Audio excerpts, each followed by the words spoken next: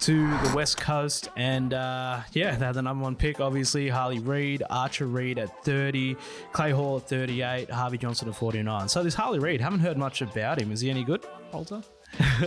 No, yeah. Obviously, it was going to be such a big point this year about what happens with pick one, especially when, from the midway point of the season, you thought West Coast were going to have pick one.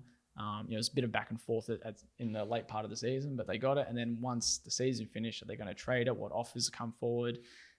Sounded like there was even someone knocking on Rowan O'Brien's door as late as Monday, just saying, "Are you all settled in?" And it sounds like they have been for a couple of weeks on taking Harley. And I guess the big plus for them is it's in these kind of rebuilds, and when you're also kind of a big club, you want a big name kind of player to help lead the rebuild, like not someone you've picked up from another club, but someone that kind of comes in through your system and makes a name for himself. Not that he hasn't already. But yeah. Has to be the most popular number one pick in most recent years, I feel like. Just about. Like he's just got a massive profile already for somebody that's not even, hasn't played a game. I think it was like Matt Cruiser, which was like 2008, has like a lot of talk.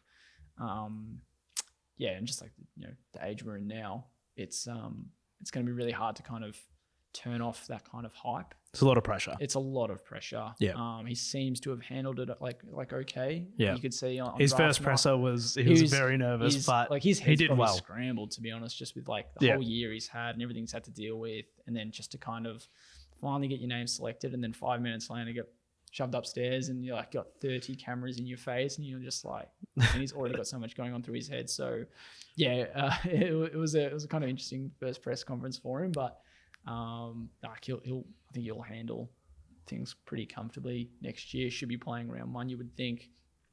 On the player he is, obviously seen as a midfielder, but can play off halfback, which is what he did in his VFL stint with Carlton. He could certainly play forward, just damaging, just physical and aggressive, and explosive. So that's the kind of player they're going to get from him. Can't wait to see him fend off Dusty. Yeah, that'll be interesting. Another thing he mentioned in his presser, tongue firmly in cheek, but no doubt.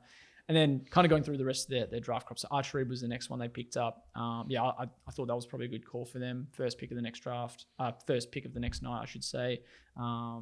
Probably had a couple offers come in, but getting a key forward was probably going to be a priority for them at some point. And Archer Reid was one of the better key forwards in this year's draft class. 200 plus centimeters tall, has worked on his ruck craft this year, which is going to be another big bonus for them. But another one that will get some time to develop. And then Cohen Livingston was a NGA pre-listed one, so they added him, and then Locke Rawlinson through the draft. So a few more additions, which is what you need when you're a rebuilding club. But the other draftees, Clay Hall, local prospect, good inside midfielder, which is another area that you think they probably want a couple of.